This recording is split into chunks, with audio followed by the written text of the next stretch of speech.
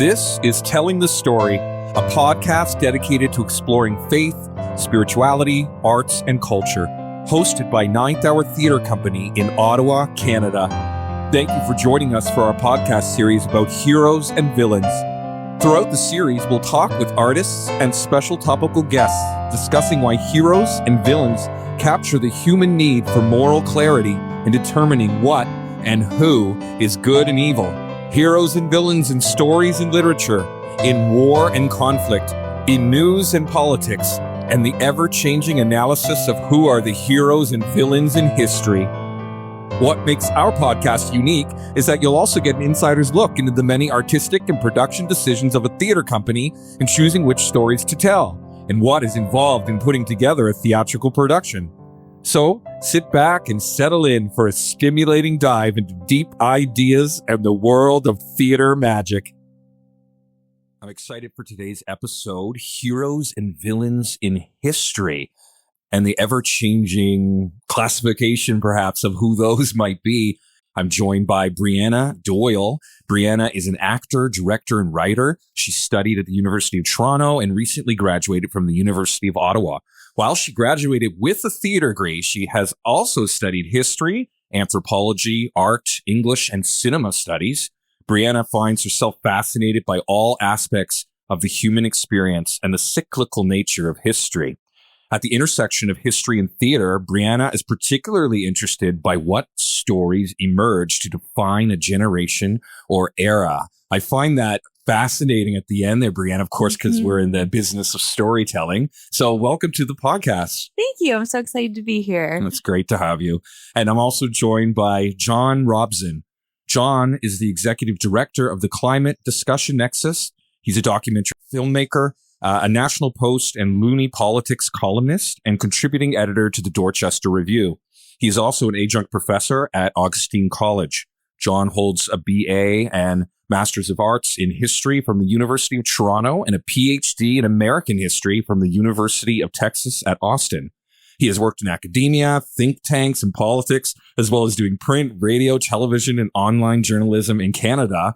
Welcome, John. Good to be here. I couldn't think of anyone better to talk about history with. It sounds like you're very qualified to talk about this and share some of your insights and knowledge, because I don't know very much about it. I find this history fascinating, and we're here, of course, to talk about heroes and villains in history.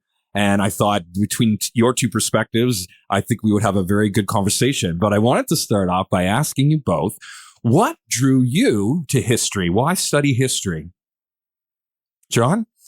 One way of looking at it is it was the family history. My mother was a historian, taught at the University of Toronto, and so did her father. He was a medieval historian. Whoa. But when I went to university, I started out taking all kinds of things, including anthropology, to see what seems to help make sense of the world. And the more I got into it, the more I realized that the only guide we have to the present and into the future, and of course it's an imperfect one, but the only guide we have is what happened in the past. But history originally just meant inquiry, right? It's why science was natural history. And so I thought, never mind mathematical models. They're fun if you like that kind of thing, but you could always play chess. It's what actually happened in the past that tells us what people are like, what kinds of things happen, how we got into the mess we're in today, and what disaster likely awaits us tomorrow and the day after. That cyclical history that BREANNA was talking about. That what is the saying? History repeats itself, and historians repeat one another. Yep. Do they? I like the I don't know who said it, but history doesn't repeat, but it rhymes, which I think is very interesting. Ooh, that's interesting. Yeah, it's not quite the same. Yeah, sometimes it repeats, but it rhymes. Yeah. What brought you? What interested you in all those studies that you did, BREANNA? Yeah, I suppose very akin to John. Like, I was always interested in history. It was one of my favorite subjects since as long as I can remember. In studying history, it just feels like a way of making sense of the world and understanding the world. It's almost like genealogy, like how did we get here? It's like these layers of the earth and like adding up to where we are today. And it's hard to understand the present without knowing The past. The past. And I've always just been more interested in the past than the present or the future, I think sometimes. Right. And you studied such an intersection of things. And I think I've told you before that I find that can add and contribute to you as an artist, as a storyteller, as a director, and how you have other things that you're interested in that you bring into it and bring into storytelling and stuff. Yes, absolutely. Yeah. And you both seem to have done a wide variety of studies, a wide variety of interests. And that probably, would you agree that like informs how you study history or learn about history, that you actually have knowledge and interest in other things as well?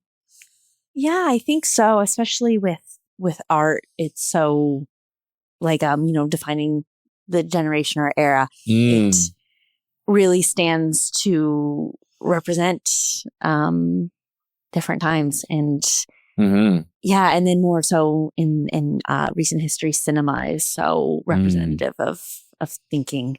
Yeah. And what stories come out around certain events in history? Yes. Whether it be Shakespeare's plays or paintings by some of the greats, or like you were saying, cinema, like what was going on at the time. We touched on this a little bit at the last episode. What was going on at the time that story became famous, or that emerged, stories telling us our history. And so it's very fascinating to think about. And John, like, what would you say is the role of a historian in society? Because, I've certainly listened to many historians talk about things. They often talk about very contemporary geopolitical things even. And it seems like we ought to listen to them, but it also seems like many of us don't listen to them. So, like, what is the role of a historian in society? What is the value of one, would you say? Well, I don't want to say that academic history is dull, but the job of a historian is to be a storyteller, to tell us who we are, right? It's like, as a society that's forgotten its past, is like an individual with amnesia. They don't know what they're meant to be doing. They don't know how they fit into the plot and what needs to be done and what they can do. And I think that when I started teaching history, I had a brief academic career. First thing I did, I needed lecture notes in a hurry. So I went back and took all my lecture notes from my various courses and assembled them and put my own interpretation on. And it gradually dawned on me that it was 98% political history. Really? And I thought to myself, political history is easy to do, right? There's only one president of the United States, whereas there's lots of people making movies. Right. So, and that sort of thing. There's only a few hundred people in Congress. But it is, what kind of people are we? I mean, a couple of the classic stories that I think we'll get to, Canute and the Tides and Alfred and the Cakes. And these are stories that were told at the dinner table in the English-speaking world for 1,000 years. Please get into it. Yeah. I've never heard of those stories. Okay. Yeah, well, Canute you may have heard of, because it was, Canute thought he could stop the waves. Yuck, yuck, yuck, what a clod. But actually, he's one of the Danish interlopers right before the Norman conquest, but he was a good king. And so he had these courtiers saying, oh, you're so wonderful, you're so mighty, you're so wise, and God loves you so much, you could even stop the tide. And so Canute's like, gee, interesting theory. Let's put it to the evidentiary test. Carry my chair down to the banks of the Thames at low tide. And he sat there, and as the waves came in, he's like, I am Canute, halt. And of course, the water lapped and poured into his boots. And then he stood up and he said to his assembled courtiers, listen, you idiots, I'm the king. I get flattery for free morning, noon, and night. What I need from you people is to tell me what I'm doing wrong or what I can't do so that I can be a humble and wise king. And he added, do not forget there is only one who can command the waves, and that is God. And so this was a model of political authority for people, so that in the English-speaking world, we wanted monarchs who didn't want to be flattered, who didn't think they were special favorites of God, who didn't think they had magic powers. And Alfred and the Cakes goes back even further. He's one of the Saxon kings, and there's bizarre things that happen in history, right? The Roman Britain is overthrown by these terrible Teutonic invaders. Period is that? What's Saxon period? What's that period? Alfred, it's the early 9th century. 9th century. And so these terrible Anglo-Saxons and Utes have come over and killed everybody. And then they've converted to Christianity, become lawmakers. And then irony of ironies, here come the terrible pagans across the North Sea, the Danes. And so Alfred is fighting what looks like a losing battle. And in fact, he's ambushed at Christmas time and he flees into the marshes of Athlone. So in late 9th century, 876. Wow. And the story goes that he's disguised as a wanderer because he doesn't want to be captured and killed. And he goes to this peasant's hut and the guy's out gleaning or something. And the woman's in the hut and he says, "Can I sit by the fire and warm myself? I'm a lonely traveler." And she's like, you look pretty suspicious to me, buddy, but hospitality is a Christian duty. Okay, come in, sit by the fire, but just watch these little loaves, these cakes I've got cooking because I've got to go glean as well. And so he's sitting there thinking, where are my thanes? Is Mercia still with me? And how do I rally? And next thing you know, the hut's full of smoke and she's in the doorway saying, "Why, you bum, you layabout. I said all you had to do was watch the cakes." But then the story, and it was probably apocryphal, but it's very revealing. Instead of just saying, "I am the king, madam," or swatting off her head with his meaning really not sword. true, like mythical. Yeah, it probably didn't happen, but it's the sort of thing that would have. He apologized to her humbly, and then the story gets embellished that later on, after he had won great battle, he sent her some loaves of bread with coins in them. Again, probably made up. But he's a real person, and he really did defeat the Danes, forced their king to convert to Christianity, reorganized the English Navy to stop the invasions, and then, as an adult, taught himself Latin because he thought that learning in the kingdom had fallen into disuse and he needed to translate books into Anglo-Saxon. So again, he's this model of humility, of a man who puts service to the nation and service to God ahead of vanity and pride. And again, so that we in the English-speaking world expect things of our rulers, a kind of modesty and limited ambitions that there's no comparable story in most political cultures. Instead, like if you told Ivan the Terrible that story, that would have been the last words you ever spoke. Wow. And again, both Canute and Alfred are real historical people who really did marvelous things. And there's a couple of statues in Britain of Alfred, when where he was born and where he died. And one of them has got him with the axe in one hand and a scroll in the other, and the other he's got the sword, but it's inverted to form a cross. Oh. And so these kind of stories tell you who you are as a people. And if you forget these stories, everything falls apart, as we see today. So Canute and the Tide, is that what you said? Yeah. And Alfred and the Cake? Yeah, Alfred and the Cakes. So, and these were taught, you taught them or they were taught to you as examples of political storytelling to, but can you remind me how they were? Well, they were just part of the heritage, right? If you 70, 80 or 100 years ago, anybody practically in the English-speaking world, even if they were just a day laborer, they knew these stories. And today, nobody knows them. No, I didn't. I don't want to steal all your speaking time, but there's a marvelous novel, The Daughter of Time by Josephine Tay. And the premise is this English policeman who's injured his back and he's stuck bored in hospital. And he sees a picture of Richard III and says, he doesn't look like the villain Shakespeare conjured up. So he starts investigating this cold case. But in the course of it, he thinks about the stories everybody knows. And they're like Alfred and the Cakes and Nelson on the deck of the Victory and Raleigh spreading his cloak for Elizabeth. And I looked at these stories and thought, yeah, my grandfather would have told me these stories and my parents, and assume everybody knew them, but they're all forgotten now. It's when I ask my students, does anybody know Alfred and the Cakes? One smart aleck will always raise their hand, but everybody else is like, what? And it's incredible, all this knowledge lost. And again, talk about theater and history intersecting, because Richard III, again, everybody used to know, that he stabbed his nephews in the Tower, wretched man that he was. But this, I think, was Tudor propaganda. There's a strong case to be made that Richard was framed and that the Tudors, who were monsters, made up fake history to justify their stealing the crown. Oh, wow. Making up fake history. That's interesting in itself. Happened. Yeah. Never happened. Well, have you heard of those two stories by chance, I Brianna? haven't. No, Yeah. I do know like Nelson and Raleigh, but Alfred and Canute I'd never heard of, which illustrates your point, doesn't it? Yeah, you should watch my documentary, and it is free on Magna Carta. It's on my website, I remember, johnrobson.ca, because we have both of them in it. JohnRobson.ca. Okay. Yep. Yeah, no, that's fascinating. I love this idea that these tales, these stories, whether factual or apocryphal, as you put it, that they they teach us something true anyway. They teach us something about political leadership, as you said. And you said something earlier too, that it's like a lot of history is taught, like 95% of it is political. Would you include like kind of war and who wins wars in that, would you say? Or that's the 5%? Well, no, that's it. I mean, all high politics. And it's not, wars are important, of course. Yeah. You know, Herodotus said war is the father of all things. And if you lose a war, it affects your life in ways that really matter.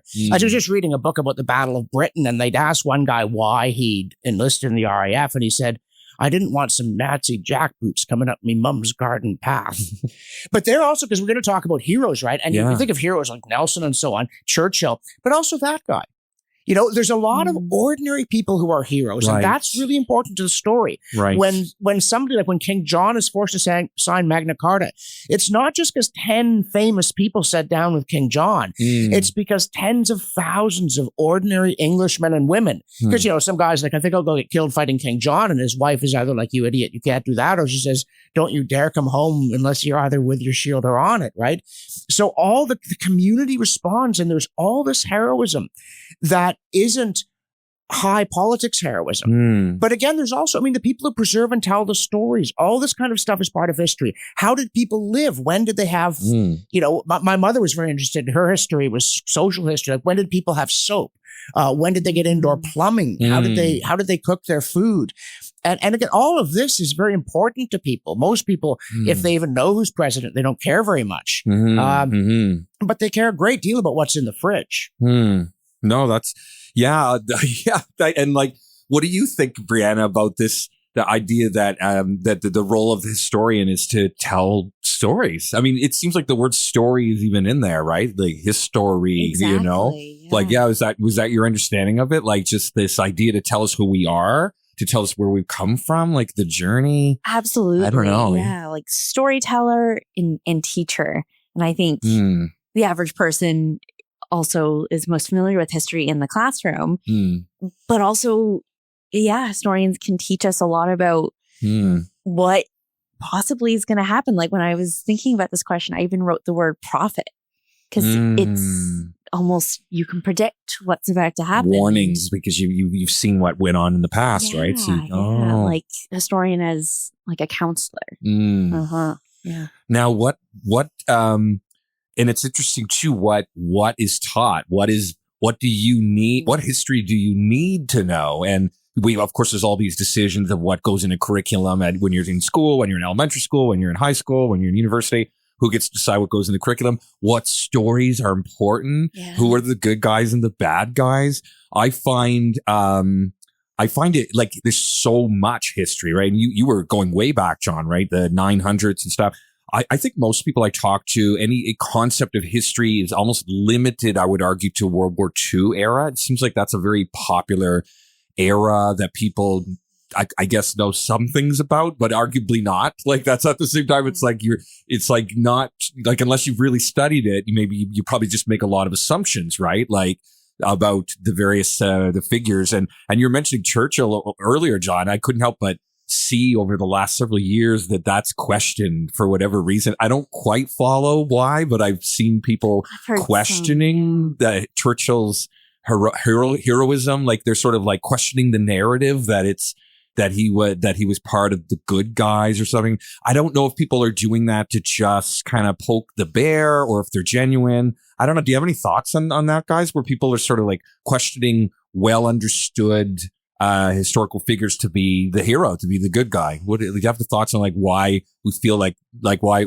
that goes on? Has that always gone on, or is that a contemporary thing? Yeah, it's a very good question. If it's always gone on, it sounds familiar, but I can't remember specifics of what people bring up against Churchill. Yeah, I think by and large, people are people are very suspicious of the British imperial system, and perhaps that as an extension of it. And I think, people kind of look with a bit of a different eye than they did 40, 50 years ago. Right. And that's something I definitely want to talk about, because, you know, one of the questions I always have is, and John, you were talking about, it's important to know our history and where we're coming from and tell us who we are.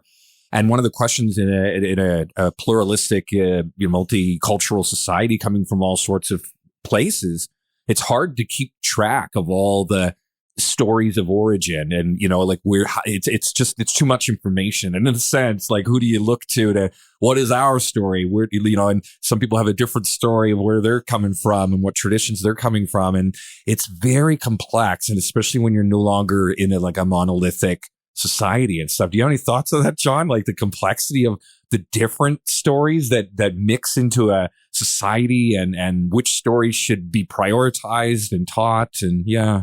I mean, well, there are a lot of stories. I'm reminded, and I'm sorry, I don't remember who this guy was, but he was a Frenchman who was moving to England in the mid-19th century, and his friends were like, "Oh, how can you do this? Go to that wretched place with its terrible cooking and climate." and his response, in part, was, "Well, now I win the Battle of Waterloo." And Canada is, and we should understand ourselves as, a Western nation built on the Judeo-Christian heritage. And the reason people come here from all over the world is that it's better here. And it's better here because of the cultural foundations. So this is the critical story that we ought to be telling ourselves and aren't. Because I think part of it, yes, that people are against Churchill because they're against the Western tradition, right, of which England and then America, of course, have been the main embodiments over the last 700 or 800 years. Mm-hmm. And anything that is connected with the Western tradition is thought of as bad, not just liberty under law, but also Christianity. And of course, if you throw all these things away, Tom Holland in his book Dominion, he used to be fascinated by the ancient world, but it gradually dawned on him that it was a terribly cruel place. That something had happened to the world that had transformed our understanding to respect the meek and the helpless. And he came to realize, of course, that it was Christianity that had done that. Oh, like he used to love, you mean like studying Roman culture? Yeah, Roman Spartans. They were the apex predators, right? The great whites of the T-Rex. But then he saw the incredible indifference to human suffering and contempt for the poor and the downtrodden. And there's a larger point connected with that. Chesterton once said that the future's a soft job, right? Anybody can imagine that the kind of poetry they write will be popular in the future, that sort of thing. Right. But the past is full of deeds you can't get around, of people who did things we know we could not do. And so if you look at Churchill and you say to yourself, had Britain in its hour of need turned to me, we'd all be speaking German at this moment, right? You realize that these kinds of people, the Horatio Nelsons and the, Stephen Langton, who's actually the Archbishop of Canterbury, who organizes the opposition to bad King John and gets Magna Carta pushed through it, and also William Marshall and all these people who were heroic in those battles. You cannot credibly say, yeah, and if I'd been there, we'd have won sooner. And so it's better to say, oh, the whole thing stinks, right? And I'm the best there ever was. Right. But again, as Clint Eastwood once said, if you're the best, then fire never would have been invented. But people don't like to face that. They don't like to face the reality. Even look at Vimy Ridge, right? Canada becomes a nation of Vimy Ridge. Yeah. Could you go over the top and into enemy fire? Like what? I'd be just paralyzed and trembling. And I've been there. I've been to Vimy Ridge, and it's impressive as a monument for sure. Yeah, and at the top of the monument, right, we've got peace and justice, right? Victory and honor. So it's not peace at any price, nor is it just kill everybody and laugh at their bodies. It is a just war fought for a just cause in a just way, given human imperfections, by heroes and who gave us a better world in consequence, which we are in the process of chucking the torch into the puddle. And that's embarrassing. So then you say, oh no, they stank. It was terrible. It was an imperialist, racist war and so on. And when I did a documentary on World War I, and at one point we just stumbled across the Indian war cemeteries, like their Vimy. Because at Chappelle's the first place the Indian Corps all fought together. And so it's the typical kind of cemetery with all the names of those with no known grave, except that their names like Ram Das and Harjit Singh and so forth. Oh, wow. In Vimy Ridge? It's not at Vimy. It's at Neuf Chappelle, but it's nearby. Oh, okay. Every one of them a volunteer. Right? All these Indians volunteered to fight for the British Empire. Wow. And again, if you think hard, why would they do that? You realize that they knew something we don't, not the other way around. Right. Even though Britain wasn't giving themselves home rule and they felt probably they should have that. But they saw that there were things about Western civilization, this ability to control the rulers, to hold the government accountable. And if we remembered that, we wouldn't let the PMO swallow Parliament as we've done in Canada. There's so much we need to know, but a lot of it has to do with moments of heroism. And again, there's, Joseph Howe's the father of Confederation in Nova Scotia, right? Before that, he was a newspaper editor and he kept criticizing the colonial administration for being corrupt, and they were. And so they sued him for libel because back then truth wasn't a defense. So they only had to prove he said it, which they did. And then he stood up in court and he addressed the jury and he said, will you allow the sacred fire of liberty brought by your ancestors to the altars here to be trampled out? Annul the law. It's unfit for free men. And they did. They acquitted him and they said, truth has to be a defense. And who are those jurors? Nobody knows. I don't think anybody knows. But heroes again, ones who stood up to authority because they knew what was right. And I want to tell Canadians today, and it doesn't matter where you came from, you're now a Canadian, you are descended from heroes. And this is both, a privilege and a responsibility. As John McCrae, you must hold the torch high. That in Flanders Fields is portrayed in schools as a pacifist poem. It's nothing of the sort. It's just take up our quarrel with the foe. And so we must fight for liberty and decency and honor, peace, and justice, both together. But the other great point about knowing that there are heroes and villains in history is it can be done. Time and again against impossible odds. Again, there's a story with the Dieppe of the evacuation from Dunkirk. And somebody had to stay, right? When you get everybody off, someone's still holding the perimeter and they know they're going to spend the rest of the war in a POW camp or worse. And supposedly, and I've not been able to verify this, but when the evacuation was done and they were going to be captured, they sent back a telegram that said, but if not. And Daniel in the fiery furnace, right? And that's because everybody on both ends of that telegram knew what it meant. But if you said that today, people are like, huh?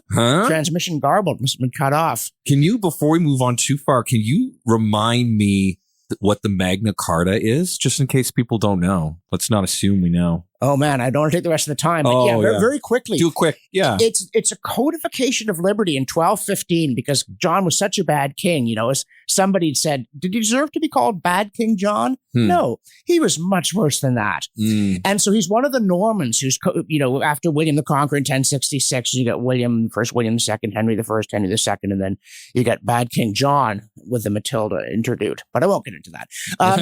But the Normans had conquered a country that did have an established tradition of liberty, and they kept promising to respect it, but then they kind of didn't. And John was the worst of all. And so William, as Stephen Langton, the Archbishop of Canterbury, summons nobles and clerics to Westminster, and he brings up the coronation oath of Henry I, who is John's great-grandfather.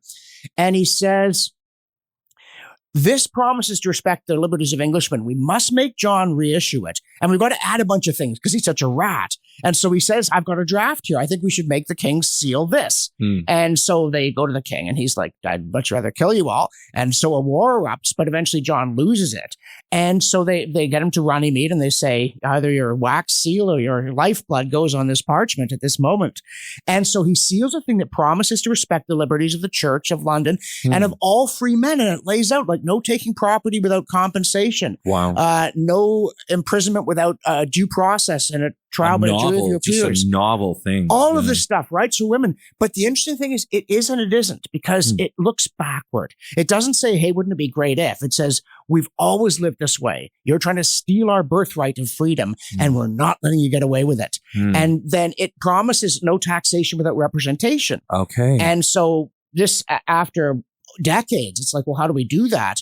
And there's another civil war. And so it starts with Simon de Montfort when he's kind of imprisoned the king, John's son. And so he summons a parliament. And this is like 2 knights from every shire, 2 burgesses from every town, apparently elected with a general franchise. And the way in England you put your seal on a conquest is you get the consent of the kingdom. And out of this comes Parliament. And then the Commons start sitting separately. Nobody even knows when or how or where, but there's sort of certain landmarks where they know they were doing it. And then the Commons says, hey, you know what? We're the ones who pay for all this. So we have primacy on money bills. That's in place by 1407. And it's still in place today in England and the United States and in Canada. Wow. And again, all of this is heroes who stood up at critical moments knowing that a painful and prolonged death might well be the result, but they did it anyway. And if you don't know about all this, you don't know how Parliament's meant to work, you don't understand that the job of MPs is not to govern. It's to stop the king and now the prime minister from running amok. Right. And that's why we send them to parliament. If they don't do that, they might as well go home. Right. And then there are all these stories. I'm sorry, I will let you talk, but I'm going to tell you another story. No, it's fascinating. When the speech from the throne is being given, the representative of the monarch goes to the Commons chamber and goes bonk, bonk, bonk. And they go, get out of here, you bum. And the reason they do that is in the English Civil War in 1642, Charles I actually broke into the Commons chamber with armed men seeking 5 of his opponents who had snuck out the back door. Whoa. And he had one of his thugs drag the Speaker of the Commons out of his chair. The king sat in the Speaker's chair and he said, where are those men? And the Speaker, William Lenthal, who was generally regarded as a spineless hack, responded, if it please your majesty, I have neither eyes to see nor tongue to speak in this place except as the house commands me. And so suddenly he just grows a marble statue.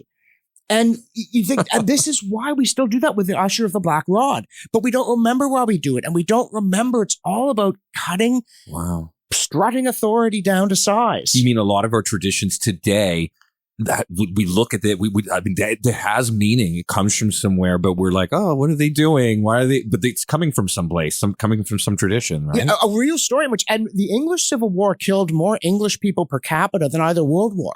It was an incredibly bloody and dangerous affair. Gee. But no, the people who believed in Parliament and in control of the government wouldn't buckle. And that's why today we are not living in a tyranny. Right. And then you see, China's our strategic partner and boo down with the United States and so on.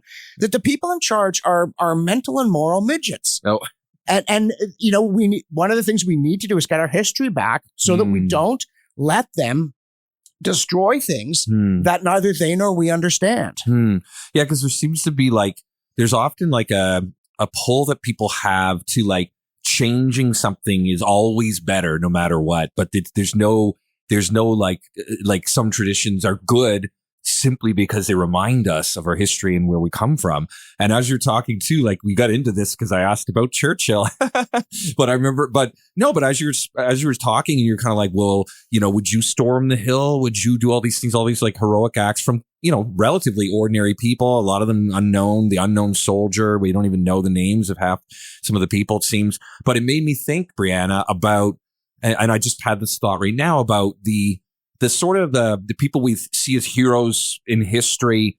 They were rough around the edges. They were they weren't polished, perfect people with no flaws and no moral failings in the same way that any leaders today, of course, would not be either. But I feel we sort of today, admire or respect the polished person who can, say a sentence and not offend anyone. But it seems like some of the heroes of yesterday, were just get it done, or just, storm the gates or, smoking that cigar. From what I understand about Churchill, or even the, Confederation leaders. I mean, they had bad habits. They said rude things that today, by standards of politeness today, we would deem as inappropriate, and we would challenge them, of course. But at the time, there was this rough around the edges feeling of these people, and and so I was just thinking about in terms of storytelling, how boring it would be if the sort of hero is just this polished, perfect saint. And the villain is this immoral sort of can do nothing right. We all know better stories, better movies, better pieces of theater, better television, better books. There's nuance. There's always something sort of not quite perfect about that hero. What are your thoughts on that in terms of storytelling and history? Of course, the sort of rough around the edges vibe that I picked up, Yeah. I can't relate to someone who's perfect and never gets it wrong. That's quite boring. Especially I always think of really older depictions of Superman just being this infallible hero. And that's rather boring. Right. Yeah. And I think there is a bit of a thirst nowadays for these imperfect heroes. And I don't see myself in someone that never gets it wrong. I see myself in someone who gets it wrong, but tries to do better next time. Right. And yeah, like I think with past heroes being rough around the edges. Yeah. We also nowadays, it's so hard to get anything by anyone. Like everything we don't know what John A. MacDonald was saying to his peers all the time. No, we don't. Now we do, baby. Like we're a lot more aware of each other's faults and our heroes' faults. And yeah, and I think our characters and our stories reflect that. Yeah. Yeah, because it's like something someone could have said like 30 years ago would be unacceptable today, let alone 130 years ago or whatever. And I don't know about you guys, but I just sort of think like history deserves nuance. Like it's hard to judge people of their day, of their time, of their place. Like if you're judging, like just to go back to like the 9th century or the 12th century, and you're judging someone that day by today's modern standards and stuff, it would just seem kind of weird. Like, you think I'd love one of those 12th century people to just walk into this room and, like, what are you doing? You can't say that and do that. And why are you doing that? Don't you know that, don't you know that Brianna gets to speak too? Or whatever, you know what I mean? It's just so, it's interesting to what's the word I'm looking for? Like recraft the narrative today. And I don't know if it's just me, but like sometimes I feel like we do it a little too hastily, and without nuance. Like maybe there's something to be said about adding additional information to how someone's remembered historically, rather than eliminating them altogether as a hero. Again, it comes back to this place of like this, there's all these different stories of origin happening. And so, one person's freedom fighter is another person's terrorist. One person's, savior is the enemy. And I'll give you an interesting story too about like, I love like the story of Dietrich Bonhoeffer, during World War II. When Hitler was in power, and he stood almost alone in seeing the problem of Hitler, and he was a Christian pastor, and he was part of a plot to assassinate Hitler, and did not succeed, and was executed on the last day, I think, of the war, or something crazy like that, and he was in prison, so the plot failed. But none of his not many of his peers, at least, or rather, should I say, the majority of his peers, I think, would just kind of like went along with Hitler, and just kind of don't look at me over here. And I just find it fascinating that in that time, in that crisis, I can only imagine if you stood out like that as going against what was going on, you would be deemed kind of a rabble rouser, maybe a villain, and maybe you're in error. Why don't you just keep quiet? Why don't you keep to yourself? Maybe it's not a good idea that you do that. But it took that bravery, knowing full well you could be executed for this. And also the fact that he was a Christian pastor too, part of a plot to assassinate a leader, is also interesting in itself. Because is that, can you do that? Is that moral? Like, it's like interesting questions of morality. And anyhow, this, we're going to do a play about Bonhoeffer as one of our public forum discussions this year. So I'm excited to present that and dig more into that about the heroes and villains in history. And then the heroes and villains, of course, in war and conflict and times of crisis. And I think a lot of people imagine like heroes, swashbuckling swordsmen, Superman, guys fighting at Vimy Ridge. We can often imagine these people as people's heroes, but as you've already pointed out, like there's these ordinary heroes too, these quiet ones, these ones that just take a stand for something. And then I don't know what you guys think, but like I think even for villains, the same analysis would apply, that there's the mustache twirling villain, from the story, when and everything they do is diabolical. Like there's not one redeeming quality at all about them, totally stripped of any idea of humanity.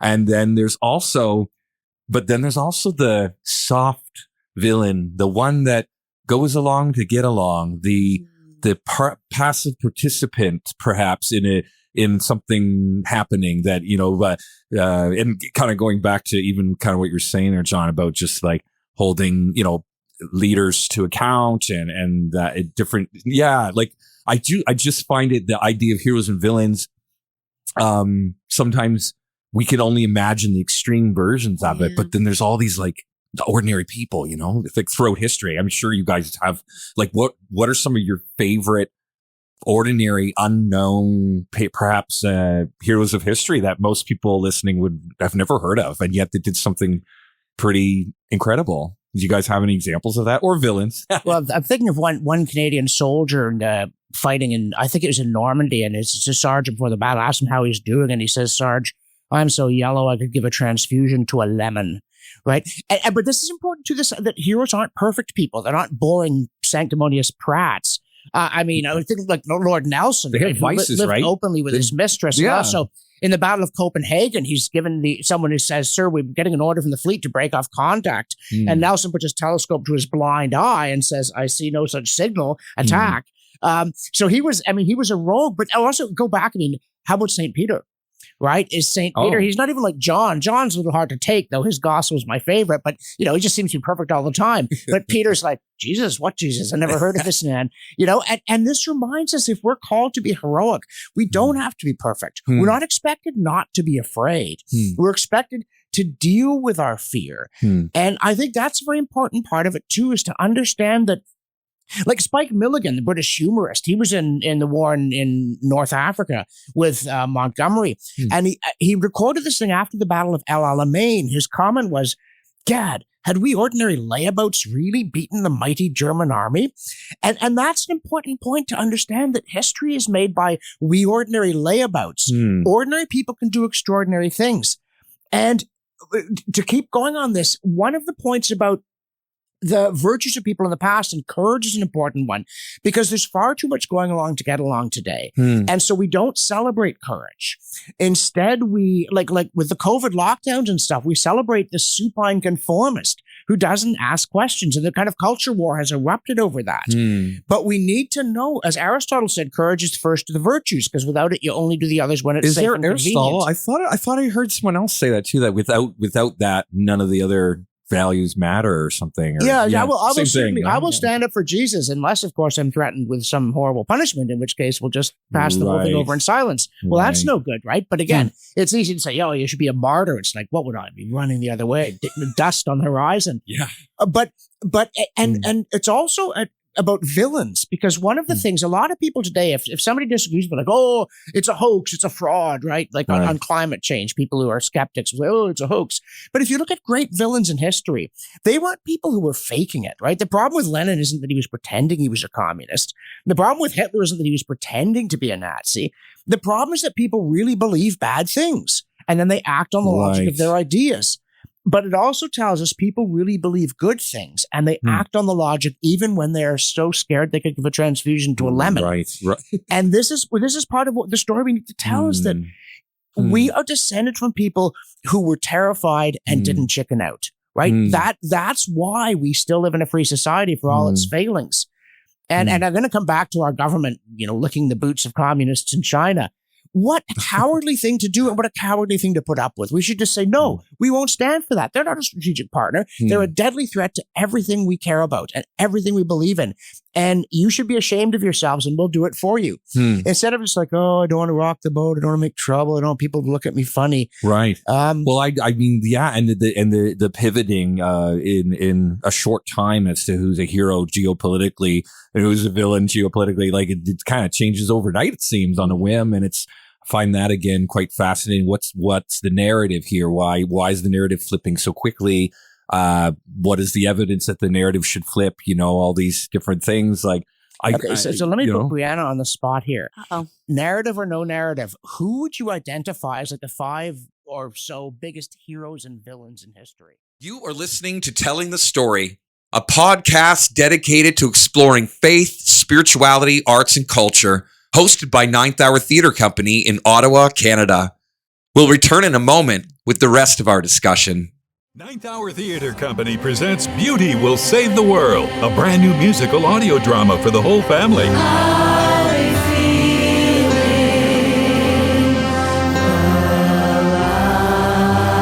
Embark on a seafaring adventure and thought-provoking cautionary tale about the importance of passing on beauty to the younger generation, where relationships once lost are found again when tested to choose what they stand for and who they will stand with. Beauty will save the world.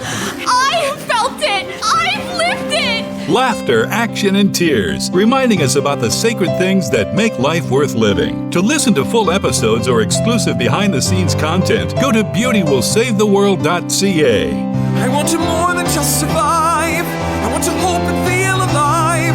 I want to live, truly live. beautywill-save-the-world.ca.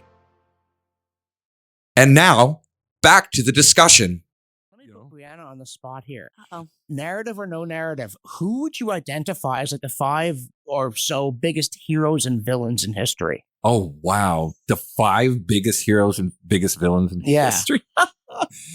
That's such a great question. And it could be an opinion, right? Well, it's got to be an opinion. Doesn't have to be. But yeah, opinions of aren't course. just random. It's not like preferences in food, right? It's Right. like based upon my assessment of what humans' moral duties are. In all of history? Yeah. Oh, wow. Go nuts. Go nuts. Start with one. Villains, I suppose, is easier Yeah. in a way. Like villains came to my mind first. The big one, Hitler. Yeah. well, You gotta go there. Yeah. Yep. Columbus comes to mind As a villain? as a villain. Yeah. Oh, yeah. interesting. Okay. Yeah. Uh-huh. Interesting. And I don't know anything really about Columbus other than sailing the ocean blue. In 1490. in 1492, Columbus sailed the ocean. No, Yep. keep going. This is interesting. Yeah. God, you're putting me on the spot. In You terms got of 2 villains, 0 I got two. heroes. I got 0 heroes. I'm forgetting every person. What about I've ever women in known. history? Even? Yeah. A personal here, very controversial, I suppose. Some people would push back on this. Elizabeth I. Okay. What is she? Who's that now? Like the Elizabethan, Like when did she live? Sorry, when was her reign? 16th century. Okay. The second daughter of Henry VIII, the daughter of Anne Boleyn, Oh. and by all accounts shouldn't have been queen, but Is she in the V category? She's in the villain category for you, or you're? hero? Oh, she's in the hero. Okay. Uh-huh. Oh, Yeah, okay. yeah. Ding ding. Good Queen Bess. Okay. Yes. Elizabeth Yeah. I, hero. Mhm. Okay. Columbus, Hitler, villains. Columbus, Hitler. Oh my goodness! I might have to come back to me. Yeah. Genghis Khan, I suppose, as a villain, in terms Villain. of bloodshed. Yeah. Yeah. Mussolini. Sure. That's 4. You got is 4 villains. 4 villains. 4 villains. Could I count all of the Confederates in America? I'll lump them You as can. one, You can. 1/4. Heroes. Again, I think it's telling that it's more difficult. It to is. answer that. And we talked about it on our last podcast. Yeah. It's tough because we were talking about how the social construct generally of heroes and villains is dehumanizing in the sense that you can be disappointed easily by your hero, right? Or a villain could surprise you. But we just talked about the idea of looking up to people.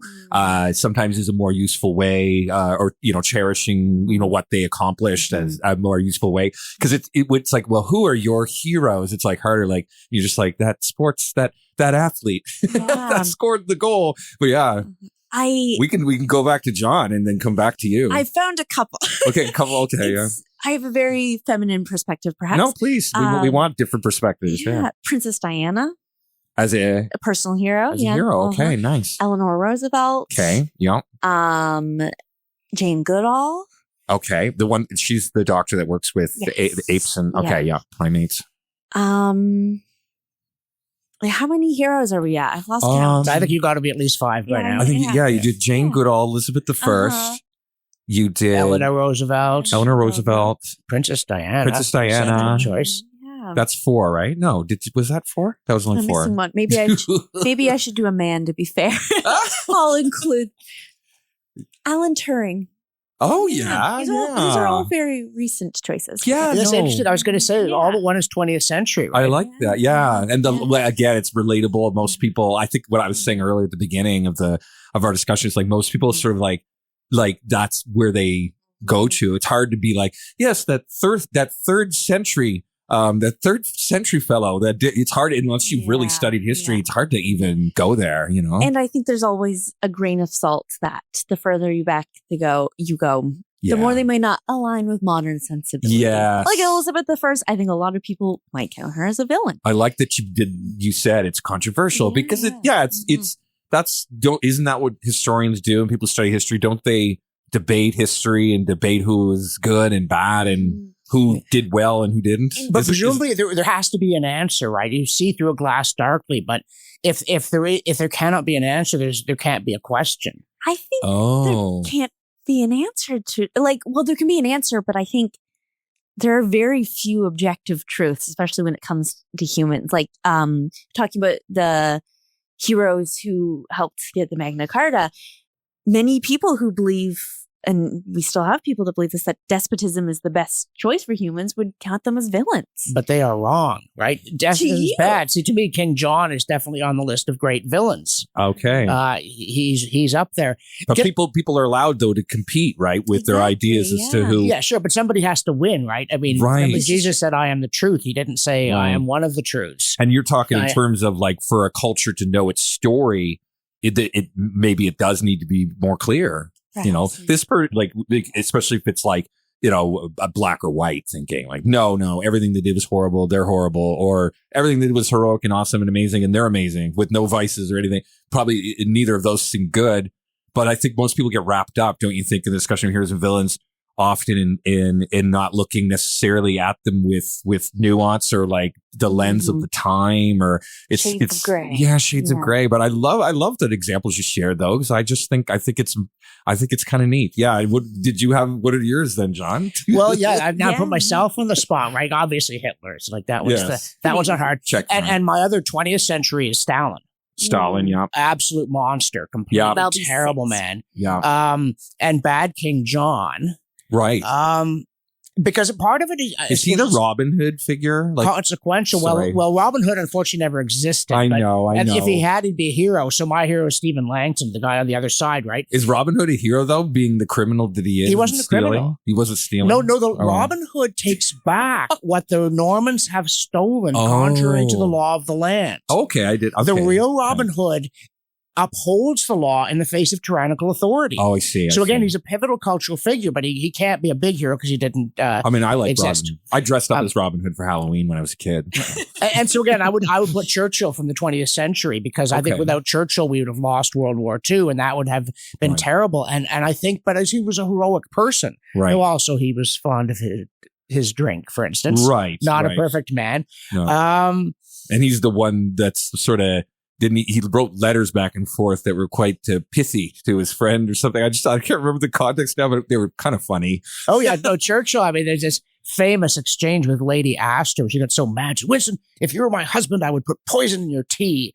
And he said, Nancy, if you were my wife, I would drink it. Right. So he had some rough around the edges. Rough around the edges. A lovable rogue. Yep. But it's funny. None of us are. I mean, I would put St. Peter on my list. Yeah. And then I'm trying to think about Old Testament figures, because you talk about history and everyone's Herodotus wrote the first history. No, the first history is the Old Testament, and we're allowed to take the view, I think, that Genesis is not factually as it happened, but the Kings and Chronicles, it's so mind-numbingly dull that the only reason anyone would have recorded it is because it did actually happen, right? Because it's like so and so, the descendant of so and so, and the numbers and the numbers, the numbers. But those people, again, I'm going to get myself in trouble because I can't remember it's Hezekiah or somebody, but the king who they discover the laws of Moses lost in the temple archives, this embarrassing moment, and then where get rid of the groves and one thing, by the way, about the Old Testament that people don't often realize about the groves and high places is human sacrifice was performed there. That's why it's so bad. And so the person who says, I don't care if they're all going to throw stones at me, I'm going to try and stop this from happening, get back to the true faith. And again, I don't know if you can count the Virgin Mary, only because if she's born without original sin, she's not subject to the same temptations as the rest of us. Right. Perhaps not. But again, if you're looking at people that... I find David interesting. David? Because he's like celebrated, and yet you look at his record as a king, there was some shenanigans. Incident. Some shenanigans in there. Regrettable, but but part of it, of course, is to think, who are the people that I would hope I would act like if I were in a crisis similar to the ones that faced them? And also, who are the people whose weaknesses caused great harm of a sort that I might cause if I were not on my guard? Because again, with with Stalin or Hitler, the big problem is how firmly they believed what they believed. Yes. Not that they were, time-serving vacillators. And there's a lot wrong with time-serving vacillating. But again, I was wondering, Genghis Khan is certainly villainous, but is he just one more guy who killed a lot of people and did a lot of mean things to the captives? Who are the people who did or tried to turn world history in a terrible direction? I mean, Nero maybe gets to be one of the great villains in the plot to kill Santa Claus. He's right up there, right?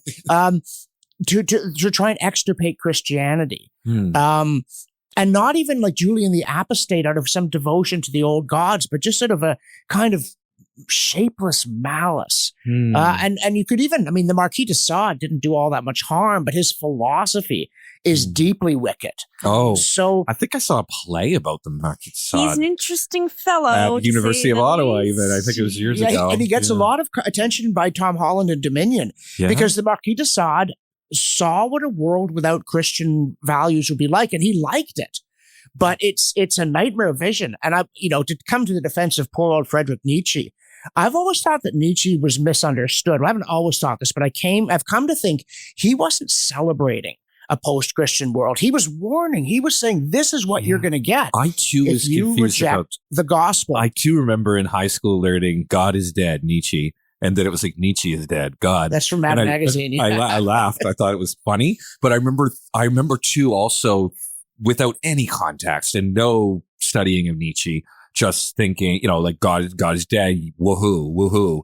But I think you're right.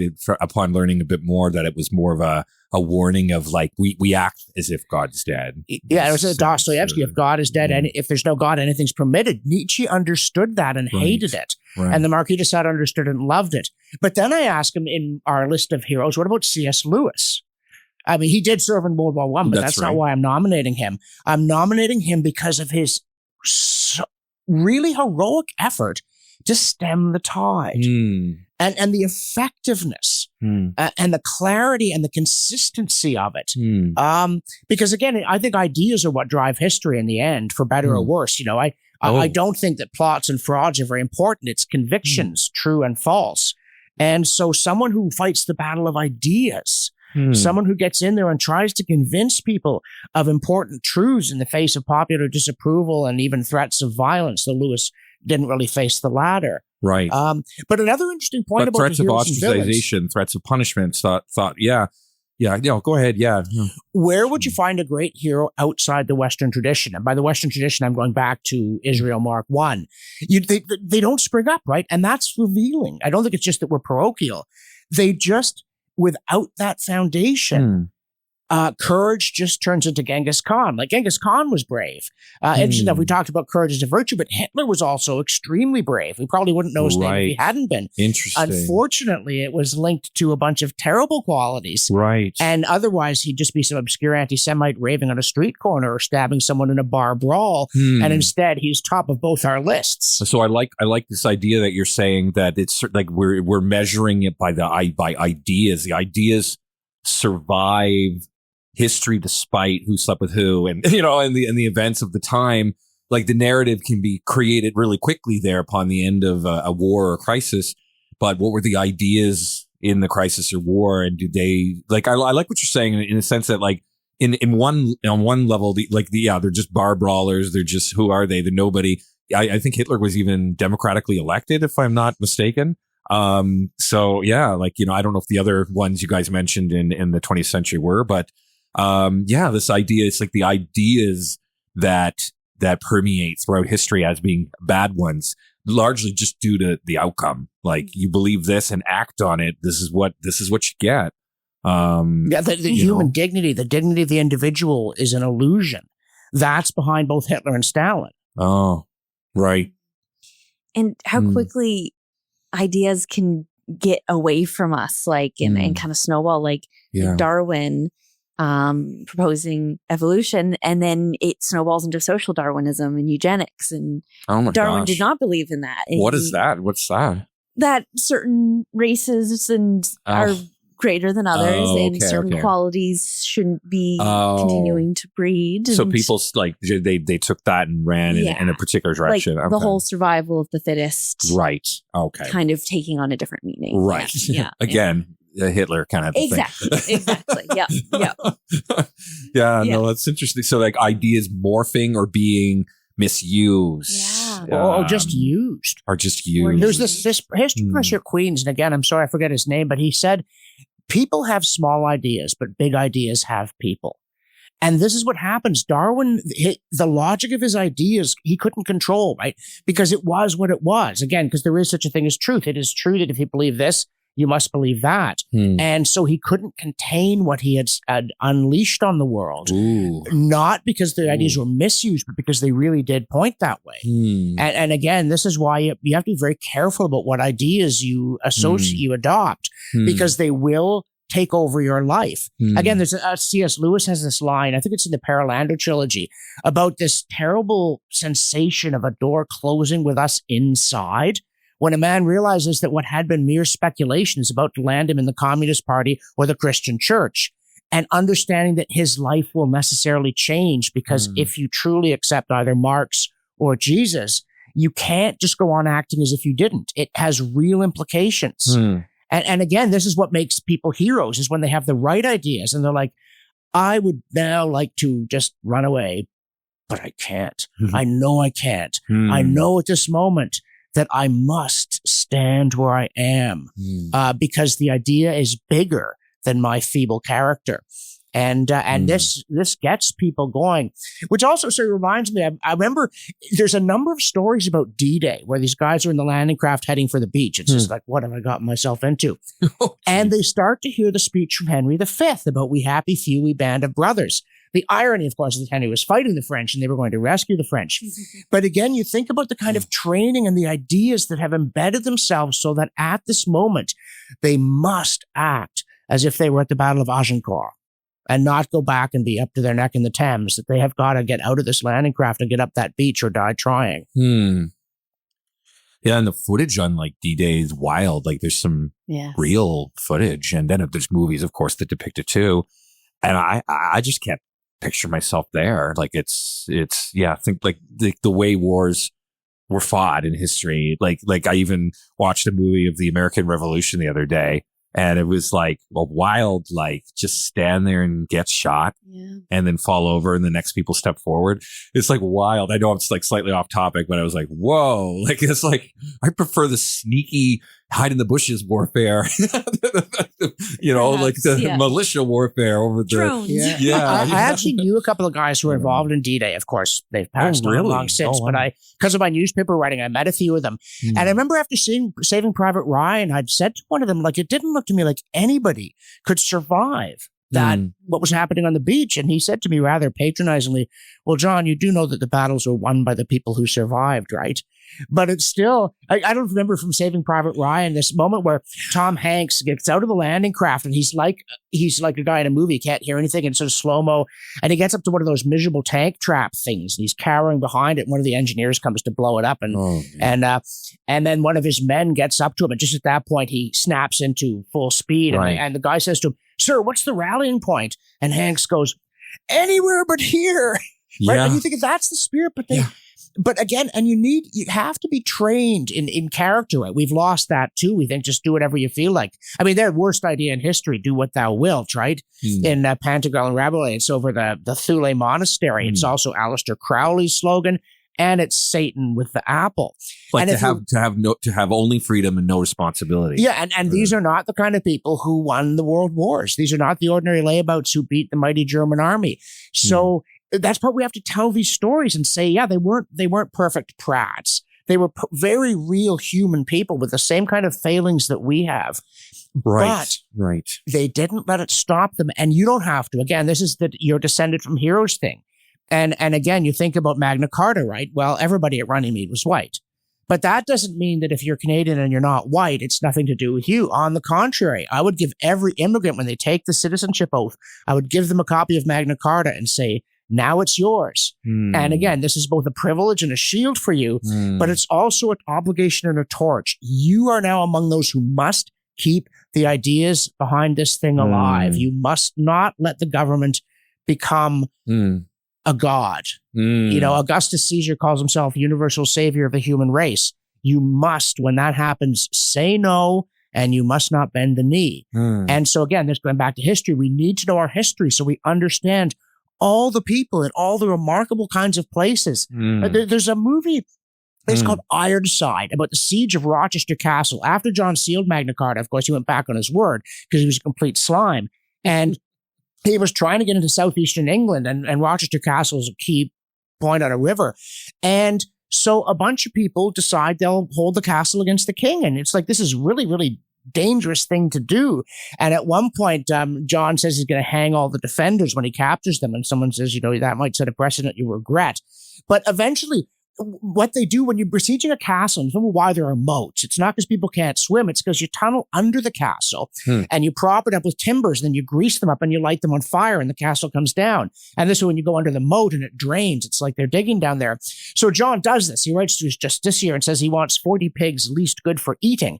And they tunnel under and they do bring down half the castle, and the other half holds out for about 2 weeks.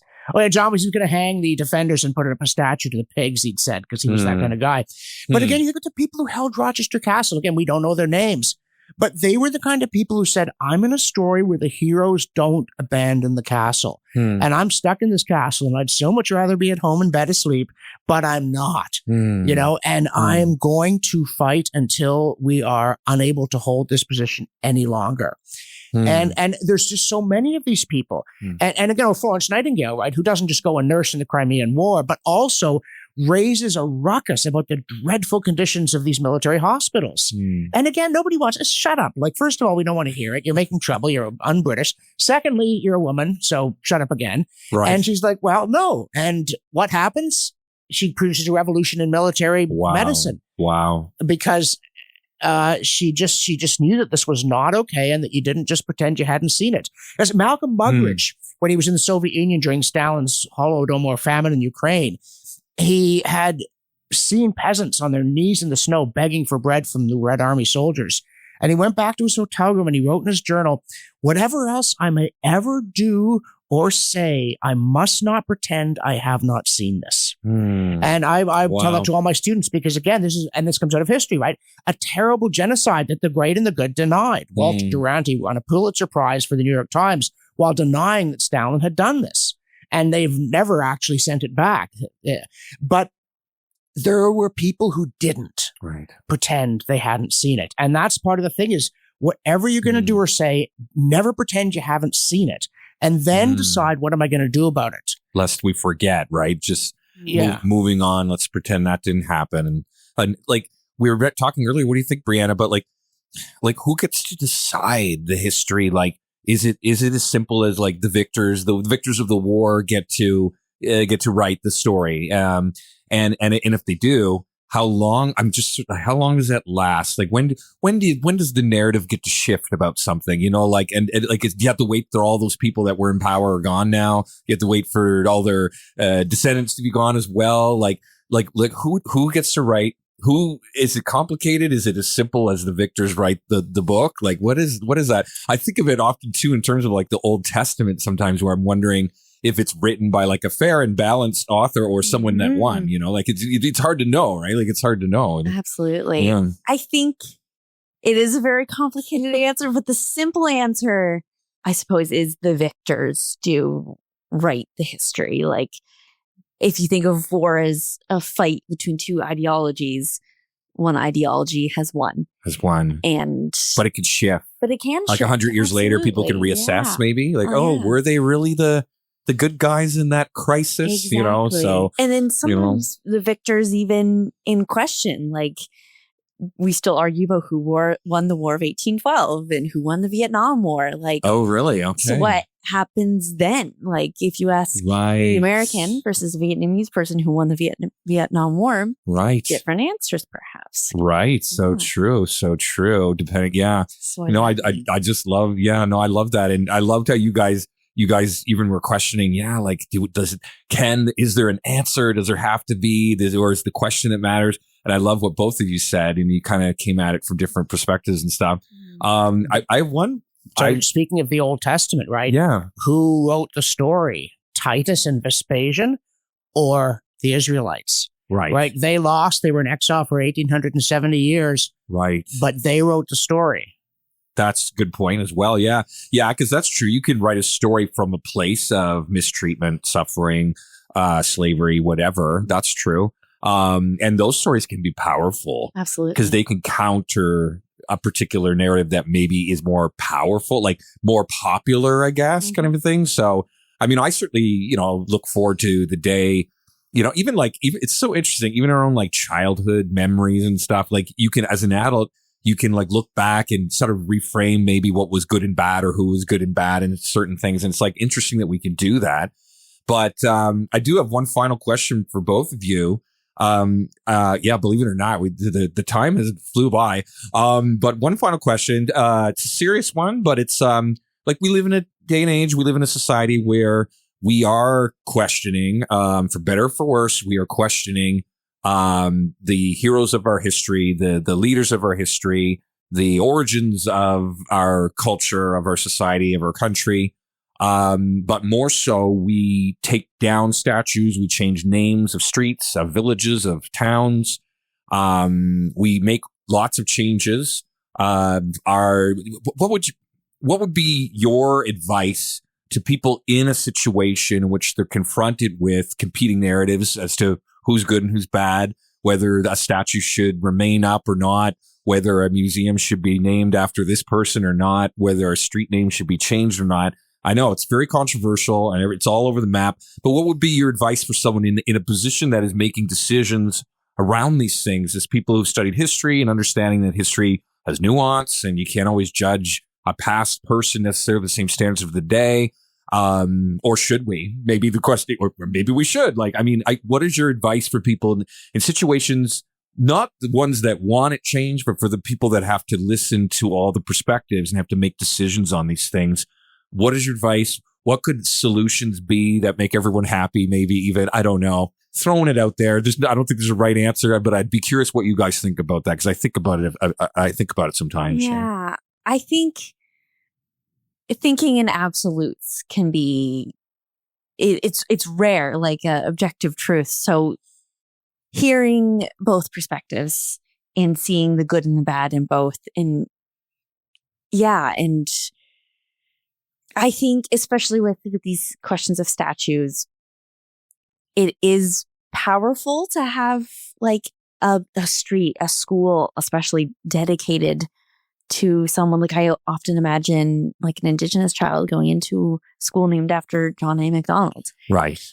And yeah, I think perhaps that's something that could be, I think it does no good to erase these things and pretend it doesn't happen. Right. I think in terms of statues. Yeah, the word erase, right? Yeah, that there's people use erasing history or something. Yeah. Like I think it does no good to be like, oh, that never happened right. Forget that part. Exactly. Be uncomfortable, right? Maybe exactly, yeah. And because we're gonna do it again otherwise. Right. I think museums is the answer to me, like because you can learn about the good and the bad, and there's no glorification as much if you have a statue of someone in a museum. Even if it was at the town square, you don't ditch it entirely. You put it in a museum so people can still learn. Maybe you add a plaque, more information to it. Exactly. Is that what you're kind of saying? Exactly. Yeah. Because I don't think we should be destroying things and erasing them, but just teaching this is what they should have done, maybe, or this is what we should do moving forward to learn from their mistakes, but also still valuing the good that they did. It's a very unsimple answer, which I think is Fairly rarely simple answers. Because you could have Things. contributed like mightily to culture and society, and yet you did that one thing. Absolutely. You know, like, Absolutely. you know, Yeah. that was a policy you had 100 years ago. Yeah. Not so good. We see that today, maybe not so good. But you did some other things that were maybe worth talking about. Yeah. Yeah. No, that's good, Brianna. Just the nuance and stuff. Yeah, because it's a tough one. Yeah, it's so tough. Yeah. And what would you say, John, as a historian? Well, first, I would American, say all that's Americans. You studied the American history, Canadian. Yeah. you shall know the truth, and the truth shall make you free. And render unto Caesar only that which is Caesar's. Do not let the government tell you what the truth is. But there's an interesting example of this. I've been to the battlefield at Gettysburg, and there, there's more monuments there than in all of Canada. Anyway, Really? Marvelous. Oh, you must see it. Wow. But one of the awkward things is that there are both Confederate and Union monuments. And, yay, the Union won the battle, and there's stories about this rallying at the stone wall. But I look at the Confederate monuments, and one of the things I think, sadly, these men deserved a better cause than the one in which they fought and died. And we shouldn't forget that they did it. And one of the reasons why is to remember not only that people in the past were imperfect, but that there are things that we now think are right that will baffle posterity. If you remember the film Bill and Ted's Excellent Adventure, where they get a time machine and they bring back historic figures and they all love the present. And this was a ludicrous misunderstanding. They would have hated it. They would have said, you've gone completely corrupt and decadent. You're all depraved morons and you're soft. They would have loathed modernity, and they'd have had a number of good points. I used to teach a course on slavery at the University of Ottawa. And I remember saying to the students, we all think, of course, that if we'd lived back then, we'd have been abolitionists. But statistically, most of us would have been just, both of you shut up. I don't want to think about it. And so I said, so what will... Sorry, pause there. You mean like most of us in a crisis in history would have just kind of like, I don't want to talk about it. I don't want to think about it. It makes me uncomfortable. I don't want to be told I need to do something. I think that's true. Yeah. But what will posterity or the past see us doing and think it's terrible? And I brought up abortion on demand, and one of my students brought up the way we treat animals. So it's to remember that good people had bad ideas and did bad things without being monsters is a reminder that we're still imperfect. The human race did not achieve its pinnacle, and history did not end when I appeared. It wasn't all about getting ready for me. And so it is good to remember that the pinnacle human being, I have all the right beliefs and values. Yeah, exactly. And nothing I say will ever be wrong. I might have been at the bottom of the hill at Gettysburg, not at the top. And so might you. But that doesn't change the fact that the Union was right. And so I have to tell this one story, because the Confederates did get to the stone wall. They almost won the battle. And there was this colonel of one northern regiment who realized that his men had withdrawn. And he was just so horrified that he grabbed the regimental colors and just ran forward to what he imagined would be his swift death. And when the others in the unit saw this, they joined him and they rushed up and they drove the Confederates back from the wall. And so there was somebody who, at the critical moment, did stand for what was right. Because the Union, for all its flaws, was fighting for an end to racial slavery. And that is not a subject on which there are two legitimate views. You see, there is such a thing. There was a right side in the Civil War, but there were good people on the wrong side and bad people on the right side. And so you have to recognize that history is an exercise in learning and strengthening yourself, but also in humility. Because had you lived at that time, probably wouldn't have been Winston Churchill, and you might have been Neville Chamberlain or worse. And so this is always a reminder, make sure I am trying to make myself the best person I can be, because history hasn't ended, right?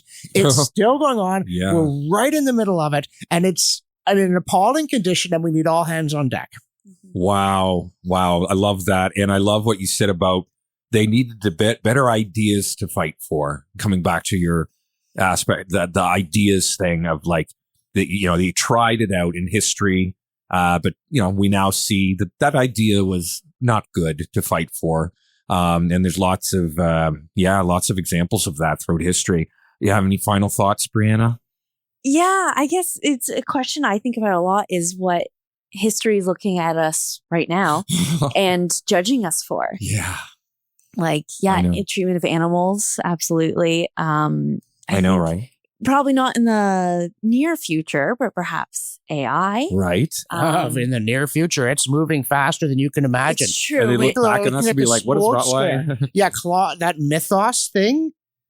We're in a heap of trouble, folks. I mean, I know it's all in the hands of God, and He must have a plan, but I don't know what it is. I know it's hard to know. Well, and I always use like social media as a good example of like we now have 20 years of it and we can see and ideally learn, right? Like the verdict is in of the goods and bads of it, and sort of like 20 years, what are we criticizing ourselves about with regards to AI and stuff, you know? So my last thought's going to be read books about history. Put books. Down the phone, put down the tablet.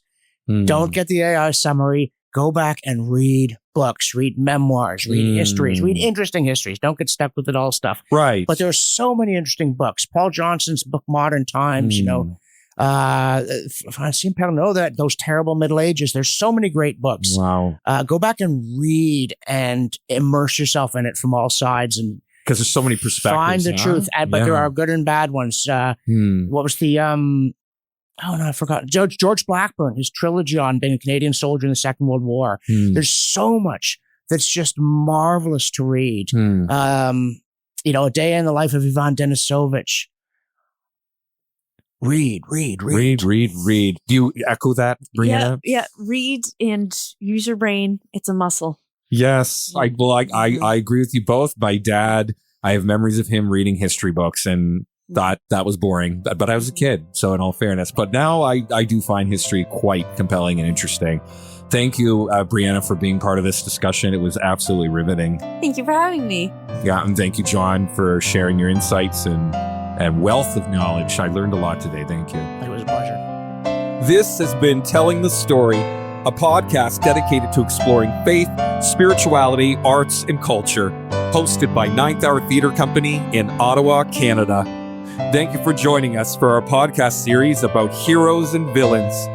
You can listen again to this and all our podcasts through YouTube, Spotify, and directly on our website, ninthhour.ca. Be sure to like, subscribe, and follow us on social media, or you can sign up for our newsletter to be the first to receive exciting announcements, opportunities, and behind-the-scenes content about our current and future productions. We hope you'll join us again in Telling the Story.